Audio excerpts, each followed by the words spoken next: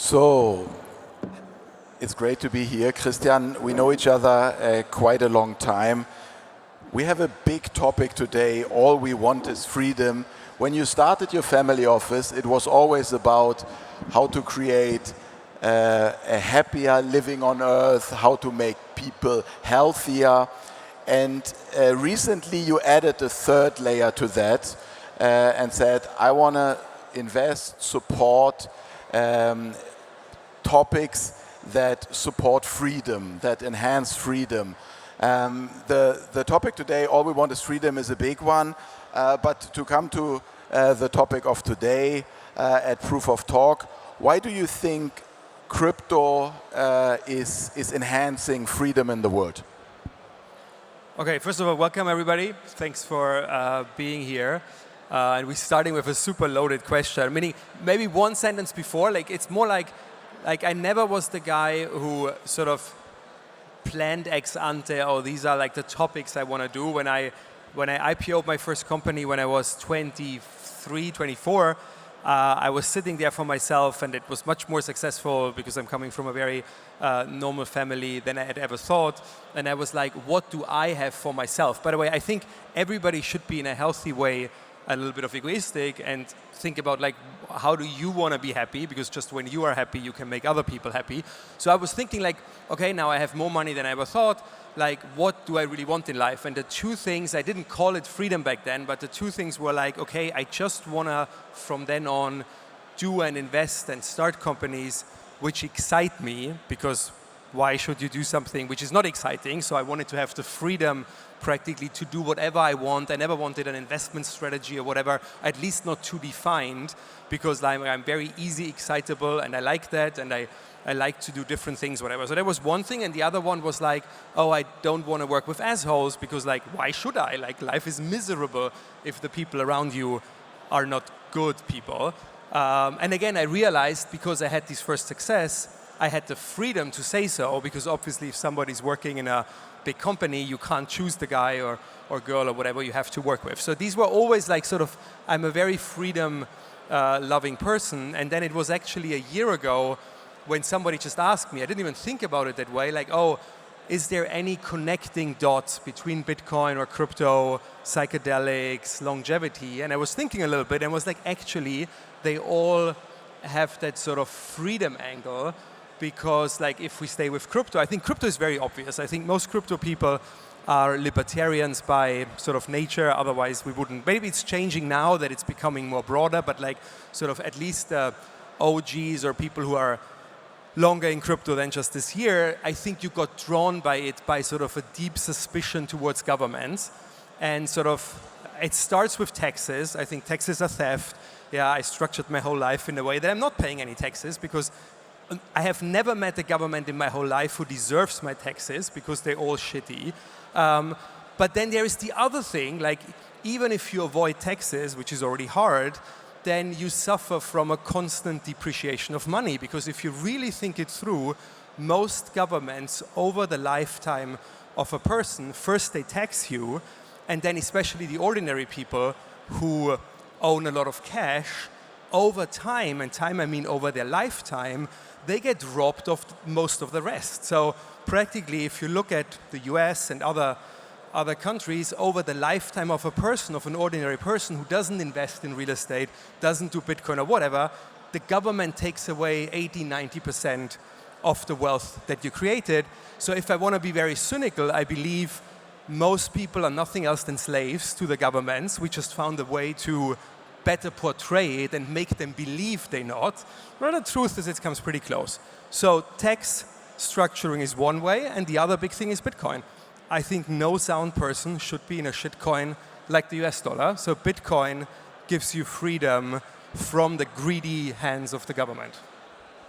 Okay, there were a bunch of cliffhangers we could jump onto, but to stay with that last piece, yesterday you had this uber successful plasma launch, and it seems like also here and all the other conferences this year that stable coins are a big portion of that first element of adaption, where cryptocurrencies become a real supporter of freedom globally.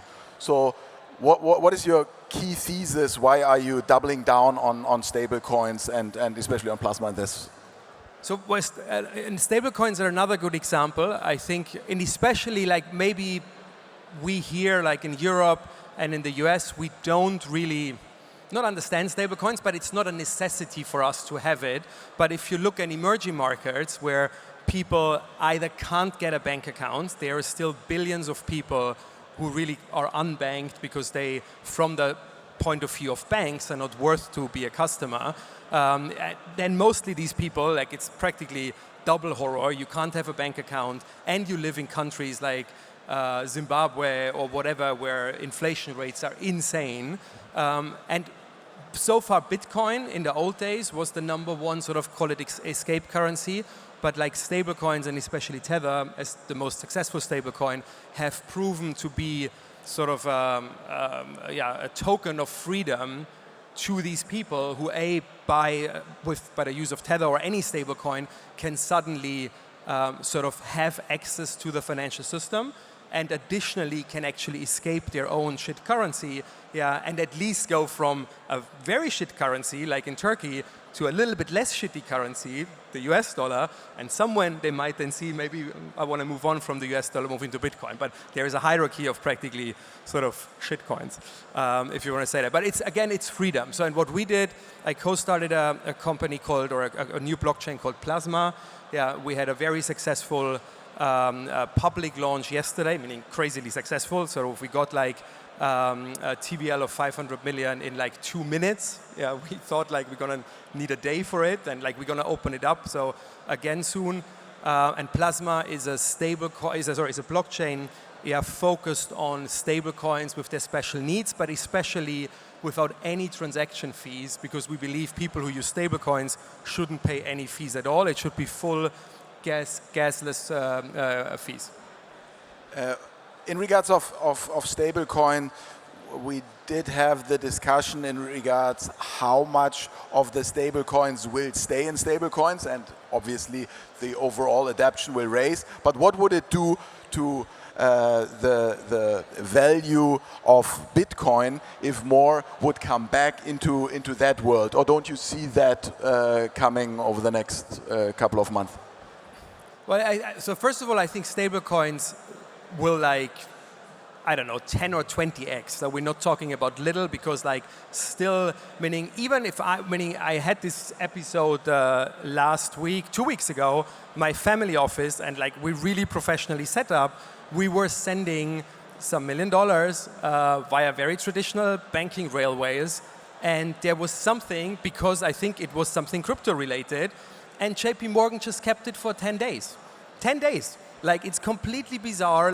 I'm not even expecting same-day wire. This would be amazing. Yeah, so it's the legacy banking system is just so awful that practically I think all the money flows ultimately the next years will move on stable coins. And I don't know the exact number, but at the moment stable coins are 1 or 2% of the flows. So we have a 50x potential in it. What I also think is true is I think to a little bit stablecoins at the moment taking away flow from Bitcoin, because a lot of the people, especially in emerging markets, who in the old days would have bought Bitcoin because anything practically in their mind, they didn't even need to understand Bitcoin fully, but they did understand that anything was better than their local currency. I think now at the moment they instinctively go rather to a dollar, again, better than their local currency, not as good as Bitcoin, but if you present a sort of poor person in Kenya and they know the dollar, they might not yet know Bitcoin. So I think kind of the boom of stablecoins has a little bit dampened the rise of Bitcoin, but I think that's just an interim phase. Bridging now back to all we want is freedom, and this very broad and bold statement that there is a direct threat between AI, crypto, and psychedelics. You've been the first and the largest institutional, the first institutional and up to date, the biggest investor into the whole space of psychedelics. You recently shared that the ultimate freedom might be the death of the ego, and psychedelics can be a very valuable pathway towards that. Now, one of your big investments in that space, Apeiron, which had big news this week, also put up parts of their treasury in Bitcoin. But tell us a bit more why you feel that psychedelics are these direct pathways to a world which is more free than today. So first of all, I don't know if everybody knows the term psychedelic. I guess we're in crypto, there's a big overlap, so I guess some people have at least tried it in a country where it's legal. That's what my lawyer always tells me I have to say. So what we're doing with my company Apeiron, we're bringing back psychedelics from so-called magic mushrooms, which the professional term is psilocybin, DMT, 5-MeO-DMT, and other psychedelics, back into the medical realm. So what is important, and it's not a legal disclaimer, it's really my personal view, is like psychedelics are very strong medications. They're not recreational drugs. They're very spiritual, and they should be taken with a guide together. Like over the last 10,000 years in human history, we've used them with shamans, priests, whatever you want to call it. Our belief is sort of the shamans next door of our time are the therapists and doctors. So we're bringing psychedelics back as fully FDA-approved medication to be taken with a therapist together. But then the data is phenomenal, and we're going to come out with more data in some weeks. Yeah, it has the potential to really cure depression, anxiety, addiction, and all the other forms of mental health issues. So hopefully, but by the way, statistically, 16% of this room have a diagnosed mental health issue. So unfortunately, mental health issues are the #1 medical sort of problem of our time.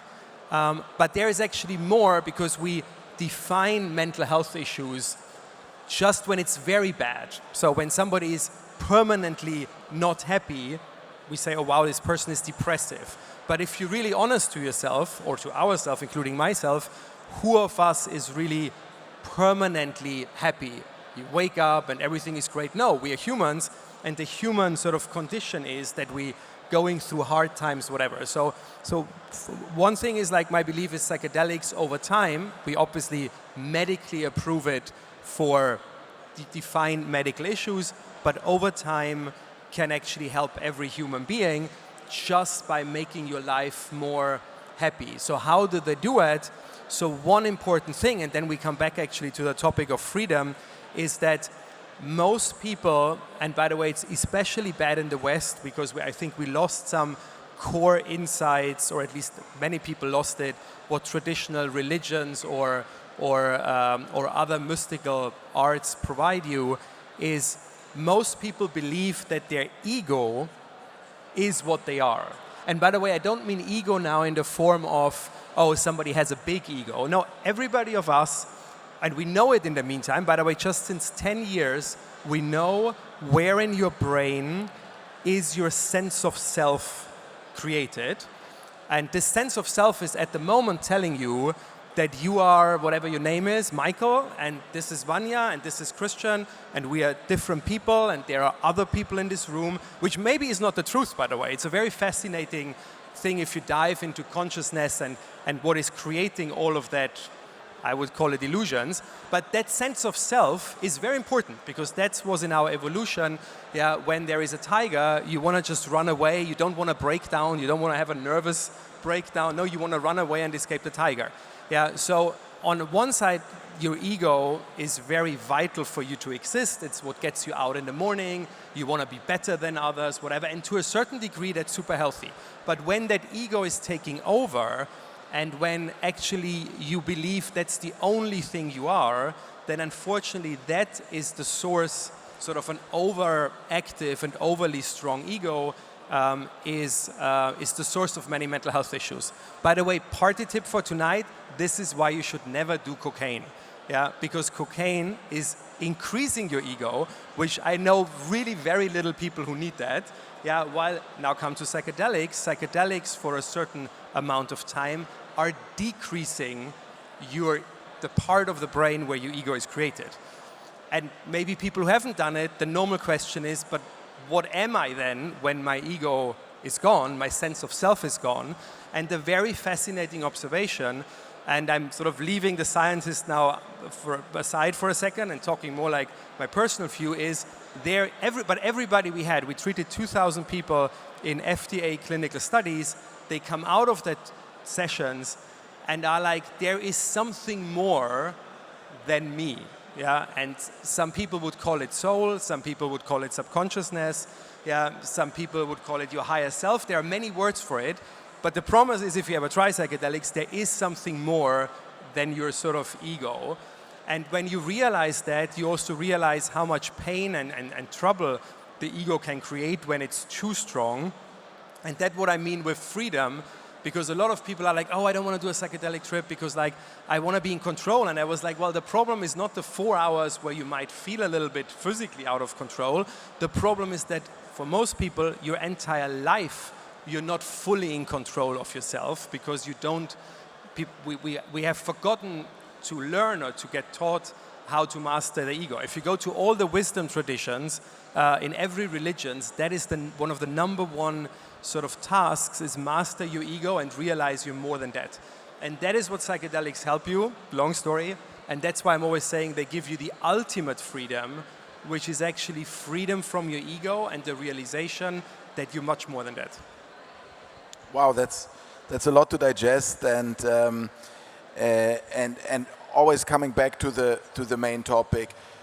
The internet has democratized information. Now, AI is democratizing intelligence, however we define intelligence, and potentially psychedelics are not democratizing but helping to find a shortcut towards a happier being, and maybe in the first instance to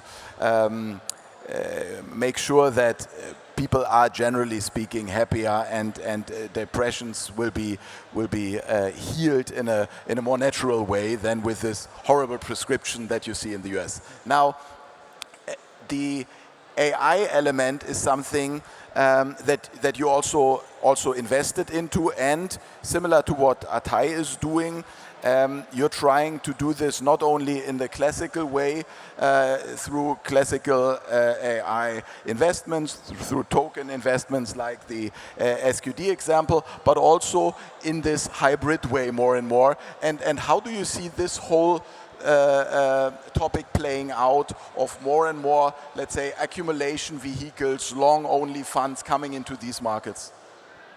Okay, but there were many questions in one question. Like, I would say one thing maybe to AI itself, I deeply believe, and don't worry because it's not going to be bad, at least if we handle it well. I think AI and robotics compared together will make the need for human labor over the next 10 years practically obsolete. Yeah, there will be maybe a few jobs, but like definitely humans as a whole will have to work much less. And I believe, because I think AI will kick off a really extreme productivity gain, that still humans will get the same purchasing power, so they can have the same amount of, whatever they buy, go on holiday, whatever. So that's, by the way, side note, why one pillar in Apeiron, aside of tech and biotech, is we're investing a lot in anything where people spend their free time. So we own the largest live entertainment business in Europe. We own our own hotel brands. We own real estate for hotels. Like anything where we believe, how will people spend the more time, again, at a sustainable purchasing power, spend their time. So, but what the bigger question is, I think if humans take it in the right way, it's going to be awesome, because I think we're actually going to go back to what we really are, because like it's very unnatural that we're actually working 10, 12 hours a day. If you go back 10,000 years, 12,000 years, before we did agriculture, when we were hunter-gatherers work for about 2 hours a day. What means work? To make a living, to hunt and gather. What did they do the other 22 hours? They slept, they had sex, and they were sitting around the campfire and telling each other stories. That's, by the way, as a small example, why we're, as a species, we're incredibly gossipy. When we meet each other, one of the first things is we find out who we know in common, and then we make some gossip.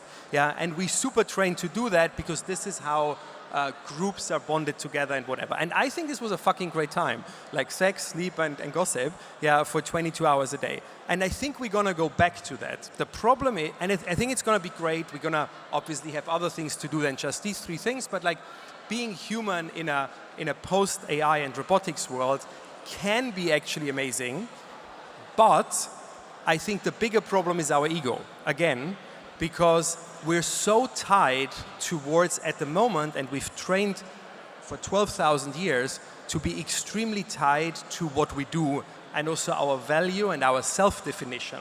So if suddenly you would tell people you don't have a job anymore, even if I give you the money, most people will get anxious, depressed, and don't even know what to do with their free time. So, and I believe psychedelics can be the medication which will smoothen our species into a radical shift in how we are and how we spend our time and really how we express ourselves. And by the way, in a radicality, which again, if you think it through, like most, unfortunately, big changes who occurred like over decades, like the Industrial Revolution and stuff like that, created, unfortunately, an enormous amount of wars and disruptions because we humans are very, very bad with innovation, actually. We think we are good with it because we're sitting here, but truly the majority of people is always deeply scared when the world is changing and doesn't want it to change.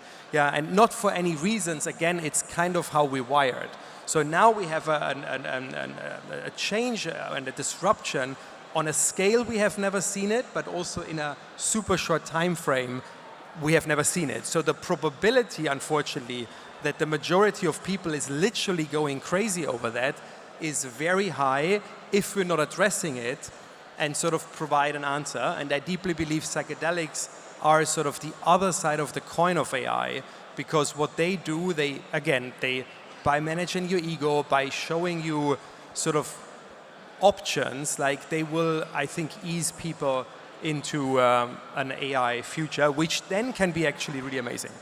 So that is sort of the philosophical part. The other question was like, so we have SQD together, which is an AI company, which is sort of, think a little bit about Google, but like in Web3 and sucking up all the information which is out there on the blockchain and making it accessible for AI agents. So one of the big things I believe in, like in some years already, we're all going to have dozens of our own AI agents, which are copies of us and just managing parts of our lives. But these AI agents need to have unfiltered access and uncorruptible access to data, because obviously if your life runs on them and suddenly something gets corrupted or whatever, you have an issue. That's what SQD is doing, and what we're working on that's now more on the very commercial side.